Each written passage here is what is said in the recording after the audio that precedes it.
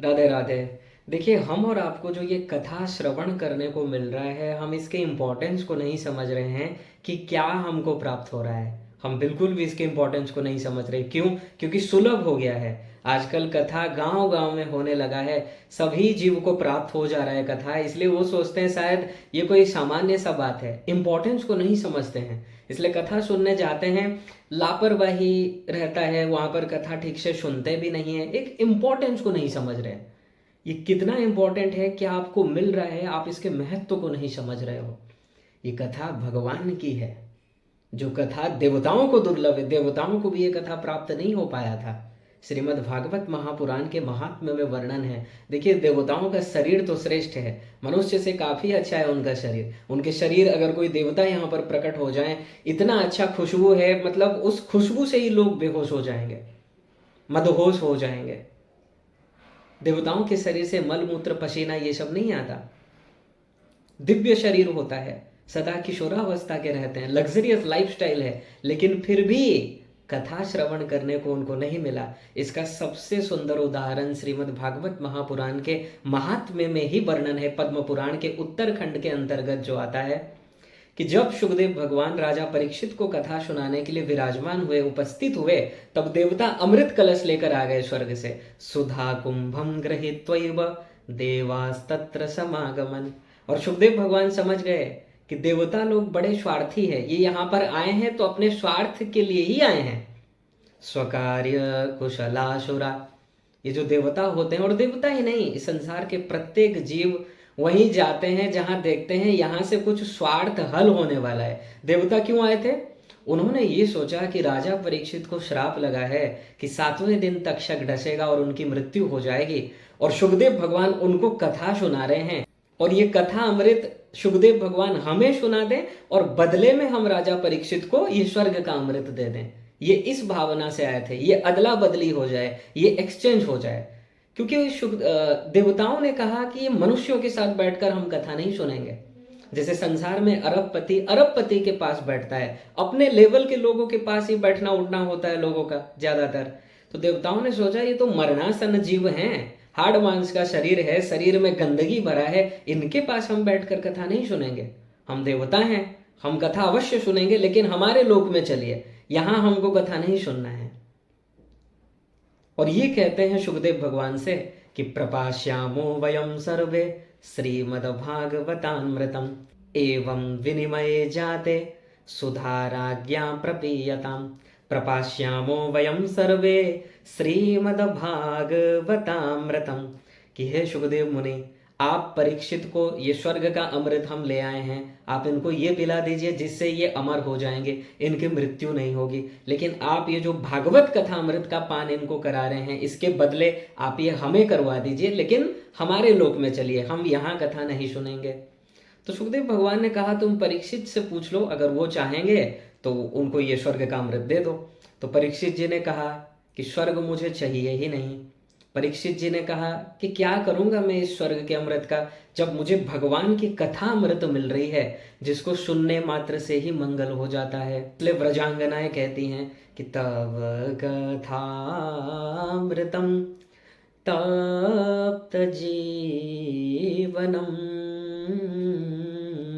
कविभिरीडितम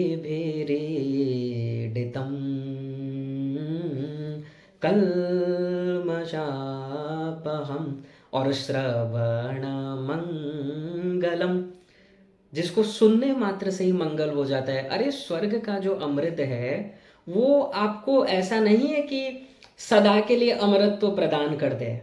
वो अमृत का पान करने से शरीर एकदम ठीक ठाक रहता है, कोई रोग व्याधि वगैरह नहीं होते। लेकिन इसका मतलब ये नहीं है कि अमृत तुम पान करते रहोगे तो तुमको कभी मतलब वो शरीर छोड़ना ही नहीं पड़ेगा। स्वर्ग में जो अमृत मिलता है, एक तो बहुत ही लिमिटेड अमाउंट का है, थोड़ा थोड़ा ही मिलता है, और वो भी सदा नहीं मिलने वाला है। जैसे ही आपके पुण्य समाप्त हो जाएंगे, तेतम भुक्त्वा स्वर्गलोकम विशालम क्षीणे पुण्य मर्त्यलोकम विशन्ति, आपको इसी मृत्युलोक में आना पड़ेगा। इसलिए ऐसे स्वर्ग का अमृत हमको नहीं चाहिए। परीक्षित जी ने साफ साफ मना कर दिया, मुझे भगवान की कथा अमृत चाहिए, क्योंकि जिसको श्रवण करने से ही मंगल हो जाता है। और स्वर्ग के अमृत को पान करने से मृत्यु का भय नहीं जाता है, उसको पान करने से ये काम क्रोध लोभ आदि नहीं जाते हैं। अगर ये चले जाते तो देवराज इंद्र गौतम की नारी अहिल्या के ऊपर क्रीड़ा करने की भावना से, रति क्रीड़ा करने की भावना से नहीं आते। इसलिए स्वर्ग का अमृत एक लेवल तक ठीक है, लेकिन भगवान के कथामृत के सामने वो नगण्य है, तुच्छ है। और सुखदेव भगवान ने भी यही कहा कि हे देवताओं, तुम कितने बड़े स्वार्थी हो, तुम किसके साथ किसकी तुलना कर रहे हो, तुम्हारा लगता है बुद्धि ठीक नहीं है। कि क्व स्वधा क्व कथा लोके क्व काच क्व मणिर्महान, कि कहाँ ये तुम्हारा स्वर्ग का अमृत और एक तरफ हमारा भगवान का कथामृत। ये ऐसे ही है जैसे कोई कांच के सामने हीरे की मणि की तुलना करे। ये स्वर्ग का अमृत कांच के समान है और भगवान की कथामृत मणियों के समान है, हीरों के समान है। तो क्वश्वधा क्व कथा लोके क्व काच क्व मणिर्महान ब्रह्मरातो विचार्यैवं तदा देवांजहासः। तुम इतने बड़े स्वार्थी हो, अगर तुम प्रेम पूर्वक कथा श्रवण करने आते तो हम तुमको सुना देते, लेकिन तुमने दो गलती करी। एक तो अपना देहाभिमान, अपने पोस्ट का अभिमान है तुमको, तुम अपने को इतना श्रेष्ठ समझते हो कि यहां पर जो संत हैं इनको तुम कहते हो कि हम इनके साथ कथा नहीं सुनेंगे, हमारा भी एक पर्सनैलिटी है। तुमको ये अहंकार है। अरे क्या पर्सनैलिटी है तुम्हारा? कुछ दिन के लिए स्वर्ग मिलता है, वहां पर भी काम क्रोध लोभ आदि से पीड़ित रहते हो और फिर हीन तरंबा विशंति, हीन योनियों में जन्म मिलता है तुमको, अपने पोस्ट का अहंकार जो कुछ क्षण के लिए रहेगा। और दूसरा सबसे बड़ा अपराध तुमने ये कर दिया कि तुम स्वर्ग की तुच्छ अमृत की तुलना भगवान की कथामृत से कर रहे हो। इस स्वर्ग का अमृत एक तो लिमिटेड है, लेकिन भगवान की कथामृत हरि अनंत, हरि कथा अनंता, कहि सुनहि बहुविधि सब संता। अनंत है, पीते रहिए, बस कोई पिलाने वाला मिल जाए, अर्थात कोई रसिक आपको मिल जाए जो केवल सुनाता रहे और ऐसे श्रोता मिल जाएं जो आनंद पूर्वक उस रस को ग्रहण करते रहें। ये समाप्त ही नहीं होने वाला, क्योंकि भगवान की कथा अनंत है। लेकिन स्वर्ग का अमृत लिमिटेड है और वो उसको मिलता है स्वर्ग का अमृत जो स्वर्ग जाता है। लेकिन भगवान का जो कथामृत है, प्रत्येक गलियों में, प्रत्येक घर घर में इसका पाठ हो रहा है, घर घर में कथा हो रही है और सभी इसका लाभ ले पा रहे हैं। और स्वर्ग का अमृत जो सबसे इंपॉर्टेंट, हमने कहा कि ये अमृत पान करने से कोई ये न सोचे कि उसकी मृत्यु नहीं होगी, कोई ये न सोचे कि वो सदा के लिए अमर रह जाएगा। जब तक अमृत मिल रहा है तब तक शरीर ठीक रहेगा, और जैसे ही अमृत मिलना समाप्त, अर्थात जब आपके पुण्य समाप्त हो जाएंगे, आपको वहां से रिटर्न आना पड़ेगा। और ये स्वर्ग के अमृत से काम क्रोध लोभ मोह ईर्ष्या मद मात्सर्य अहंकार राग द्वेष अविद्या अस्मिता अभिनिवेश, ये कुछ समाप्त नहीं होने वाला है। ये तो तभी समाप्त होंगे जब जीव भगवान से प्रेम करे, भगवान की कथाओं में उसको प्रेम हो जाए, भगवान की लीला से उसको प्रेम हो जाए, भगवान से अत्यंत अनुराग हो जाए, रति हो जाए, तभी उसका कल्याण होगा। स्वर्ग के अमृत से कल्याण नहीं होने वाला। इसलिए हरे देवताओं, तुम इतने बड़े मूर्ख हो। सुखदेव भगवान कहते हैं कि ये कांच ले आते हो और बदले में तुमको हीरा चाहिए। देखा है ऐसे संसार में कभी ऐसा सौदा कि कोई हीरे के दुकान में जाकर ये बोले भाई ये कांच ले लीजिए और हमको हीरा दे दीजिए? वो बोलेगा क्रैक हो गया है इसका दिमाग, लगता है। इसलिए स्वर्ग का अमृत नगण्य है भगवान की कथा अमृत के आगे, क्योंकि स्वर्ग के अमृत का कोई भी लाभ नहीं है।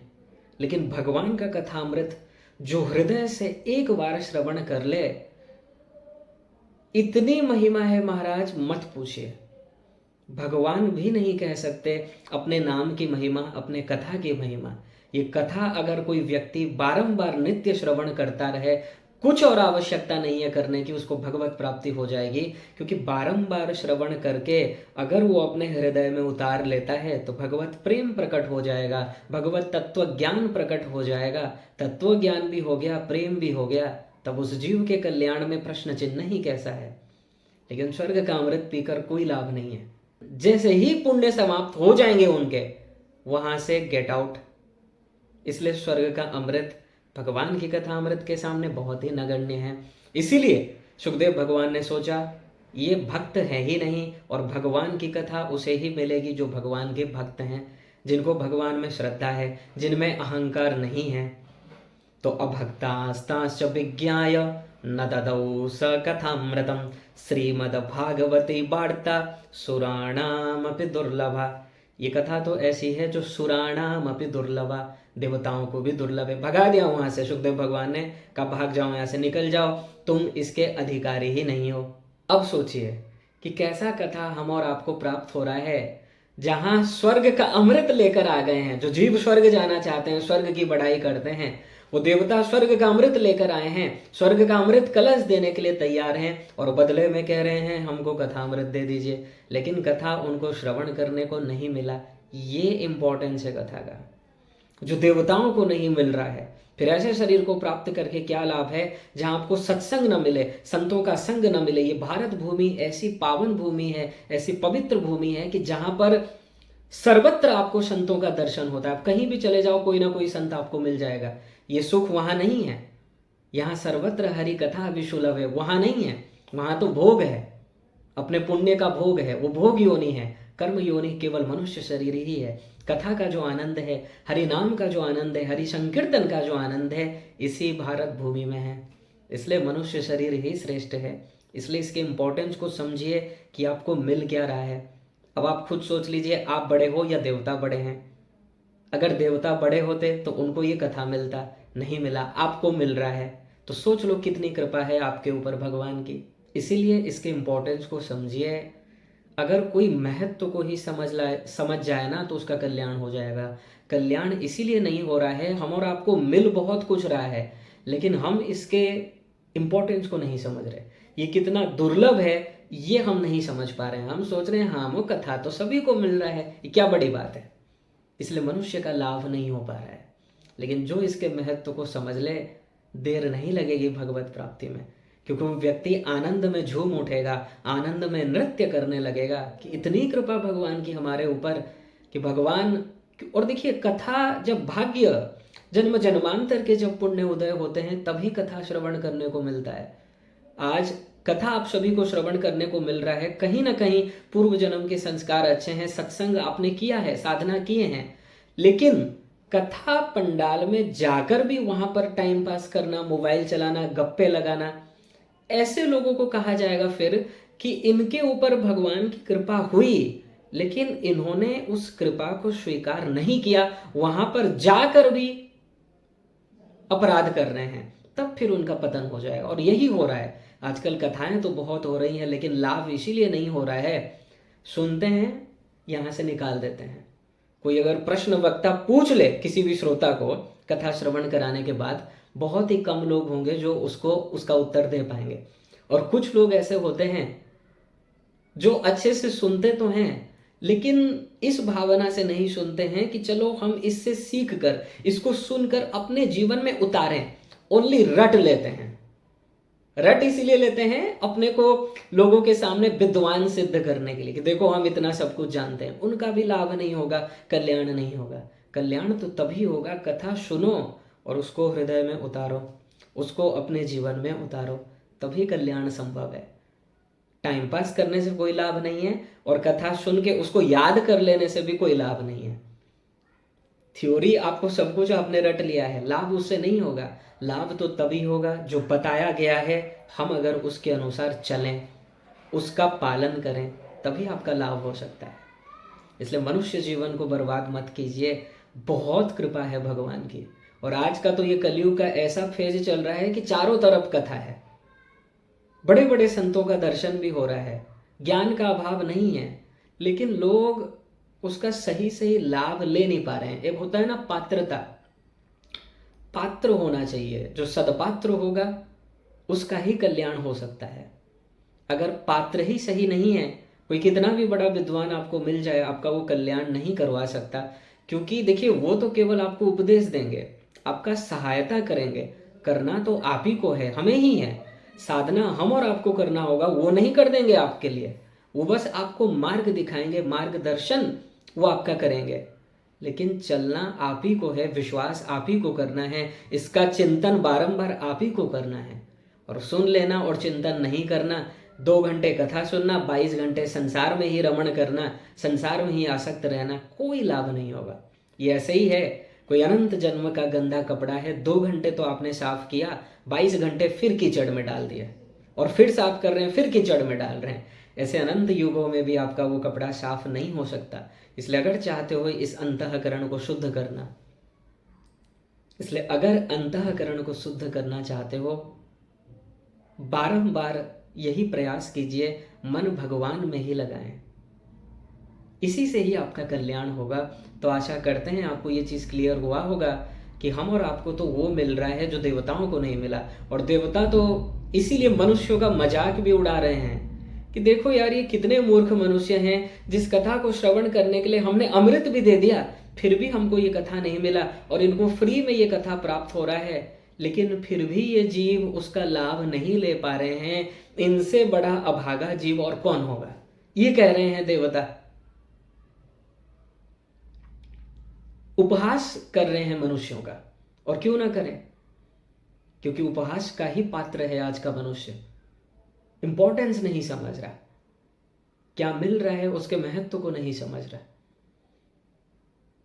और जब समय निकल जाएगा फिर सोचेगा कि मैंने गलती कर दी, और फिर पछताए तो होत क्या, जब चिड़िया चुग गई खेत। अंत समय पछताएगा जब प्राण जाएंगे छूट। इसलिए जितना हो सके अच्छे से साधना करो, भगवान का बारंबार धन्यवाद करो। कितना भी आप भगवान का थैंक यू धन्यवाद कर लीजिए, कितना भी उनका मतलब आप जयकारा लगा लीजिए, जितनी कृपा भगवान की है ना, इसका वर्णन नहीं किया जा सकता। ये तो बस रियलाइजेशन करने का ही है। रियलाइज कीजिए कि आपके ऊपर भगवान की कितनी कृपा है। जो देवताओं को नहीं मिल रहा है वो हम और आपको मिल रहा है, और इतना सब कुछ मिलने के बावजूद अगर कोई अपना कल्याण न कर सके, उसके लिए भागवत में बताया गया है, किंद्रदेह माद्यम सुलभम सुदुर्लभम प्लवम सुकल्पम गुरुकर्णधारम मयानुकूले नभस्वते ऋतम पुमान भवाब्धि न तरेत स आत्महा। इतना सब कुछ प्राप्त होने के बाद भी अगर कोई अपना कल्याण न करे, इसका मतलब यही है उस जीव ने स्वयं ही अपना पतन कर लिया है। सब कृपा हो गया लेकिन फिर भी भवसागर से अगर पार नहीं हुआ, इसका मतलब उसने स्वयं ही अपना पतन कर लिया, और किसी ने नहीं किया है, स्वयं नहीं किया है। इसलिए इस पतन से बचिए जितना हो सके। जब तक ये मनुष्य शरीर मिला है, भगवान की कथा श्रवण करते रहिए, उन्हीं में अपने मन को लगाइए। मन मना भव मद भक्तो मदियाजी माम नमस्कुरु। ये ऐसा श्लोक है जो गीता में 2 बार आया है। एक 9वें अध्याय का 34वां श्लोक, एक 18वें अध्याय का 65वां श्लोक। भगवान बोल रहे हैं मुझी में मन लगा, मुझे ही नमस्कार कर, मेरा भक्त बन जा, और फिर तुम्हारा कल्याण है, इसमें कोई संशय नहीं है। राधे राधे।